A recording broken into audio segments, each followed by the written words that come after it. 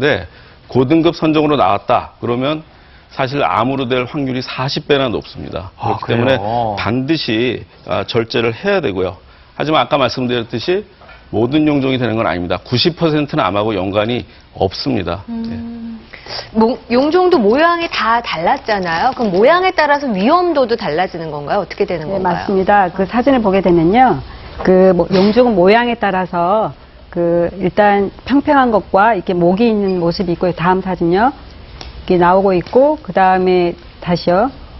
이런 식으로 목이 있는 모양도 있고, 이제 다양한데, 가장 중요한 거는 조직검사 결과이겠습니다. 그래서 조직검사에서는 크게 이제 선종, 그리고 과증식성 용종, 그리고 염증성 용종이 있는데요.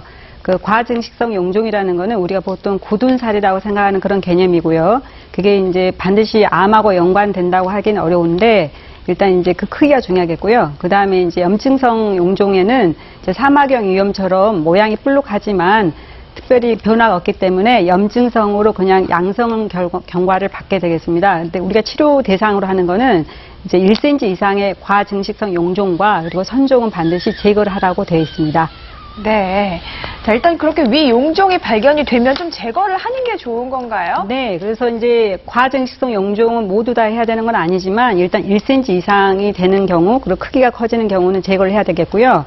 조직검사에서 선종으로 나오면 반드시 제거를 해야 됩니다. 그 이유는 저도와 고도 선종이 있는데 이제 5%, 30%의 어떤 유암 발생률을 가지고 있기 때문이죠. 네, 김 박사님이 좀 더 화면을 좀 보면서 설명해 주시겠습니까? 예. 네. 지금 계속 말씀드렸지만 조직검사가 제일 중요합니다. 그러니까 용종 나왔다 그러면 이거 암하고 연관되나 너무 두려워하지 마시고요. 의사 선생님 지시를 따르시면 되는데 조직검사 결과가 이제 어떻게 나오느냐. 대개 한 90%는 암하고 연관되지 않는 것이 나올 겁니다. 그러니까 50%는 이제 위저선 용종이라 그래서 그건 암하고 거의 연관이 없고요. 또 한 40%는 과증식성 용종입니다. 그것 또한 암하고 큰 연관이 없습니다. 만약에 이제 세포 형태가 조금 이제 변형이 있거나 혹은 또 환자가 어떤 증상을, 용종과 관련된 증상을 갖고 있다. 이제 이런 경우에는 이제 절제를 해야 되겠죠.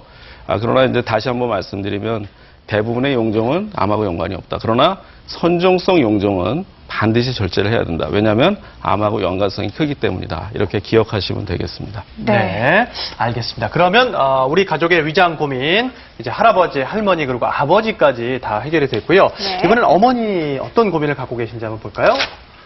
만성 소화불량으로 먹고 나면 소화가 안 돼요. 이런 걱정 있으신 분들 많으시잖아요. 소화가 안 된다. 네. 소화불량이 왜 생기느냐? 네. 맞습니다. 이제 만성 소화불량이 되면은 이제 소화가 걱정이 되시겠죠. 그런데 소화불량 야기하는데 여러 가지 원인이 있어요. 첫 번째는 이제 원인이 명확한 겁니다. 우리가 이제 흔하게 아는 위궤양 혹은 위암 같은 병이라든가 췌장의 병이 있어도 그럴 수 있고 혹은 무슨 관절염 때문에 무슨 약을 먹는다. 그러면 이제 흔히 소화불량이 오잖아요. 이제 그런 우리가 알 수 있는 어떤 원인이 있는 경우. 두 번째는 그렇게 육안적으로는 알 수 있는 원인이 없는데 기능성으로 이상이 있는 경우 혹은 조직검사를 했더니 현미경적으로 뭐가 있다. 이렇게 이제 가령 예를 들면 헬리코박터 감염 같은 거죠. 이제 그런 경우가 이제 두 번째가 되고 세 번째는 이제 이것도 저것도 아닌 두 가지 경우가 아닌 이제 그런 원인을 도저히 알 수 없는 경우가 있습니다. 이제 우리가 그런 걸 기능성 소화불량이다. 이렇게 얘기를 붙이고 있습니다. 네, 그렇군요. 근데 소화불량 중에서도 말씀하신 그 기능성 소화불량이 정말 또 골치 아픈 부분이라고요. 네. 예, 우리 속담에 사촌이 땅을 사면 배가 아프다. 많이 아프다던데요. 네, 맞습니다. 이제 그것이 바로 아주 대표적인 기능성 소화불량이라고 말씀을 드릴 수가 있습니다. 그래서 내시경 검사나 실험실 검사 이런 걸 통해서 어떤 원인을 찾을 수 없는 그런 경우가 바로 기능성 소화불량이다 이렇게 말씀드릴 수 있고요. 이 병의 특징은 아마 알아보신 분들은 아실 거예요. 수년 혹은 수십 년 동안 좋아졌다 나빠졌다 이런 걸 반복하면서 병이 계속 가는 거죠. 그래서 우리가 이제 기능성 소화불량은 이제 두 가지로 나누는데요. 아래쪽이 이제 주로 기능이 안 좋으면 이제 과민성 대장염 많이 들어보셨을 거예요. 근데 이제 요즘은 위쪽에도 이제 그런 기능성 소화불량이 있어서 위쪽에 있는 걸 바로 우리가 기능성 소화불량 이렇게 말씀을 드리는 겁니다. 근데 제 주변에 소화불량 만성이신 분들 많은데 만성